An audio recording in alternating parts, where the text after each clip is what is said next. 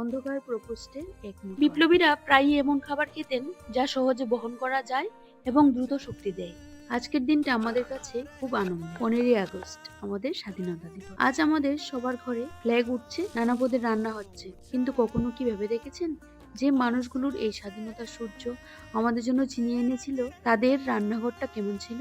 বিশেষ করে Andaman cellular jail, যেখানে ব্রিটিশরা আমাদের বিপ্লবীদের বন্দি করে রাখতো, যাকে বলা হতো কালাপানি। সেলুলার জেলের অন্ধকার কুঠুরিতে সকাল শুরু হতো এক কাপ তিতকুটে পানীয় আর জোড়াতালি দেওয়া কিছু খাবার দিয়ে, যেখানে বন্দী ছিলেন আমাদের অকুতোভয় বিপ্লবীরা, বারীন্দ্র কুমার ঘোষ, উল্লাসকর দত্ত, উপেন্দ্রনাথ বন্দ্যোপাধ্যায়ের বীরেরা। 15ই আগস্ট আমাদের কাছে যেমন আনন্দের দিন, তেমন এটি সেই সমস্ত বীর শহীদ ও সংগ্রামীদের স্মরণ করার, যারা হাসি মুখে কালাপানি ও জেলের অন্ধকার প্রকোষ্ঠে বন্দী থেকেই বেঁচে থাকার লড়াই লড়েছিলেন।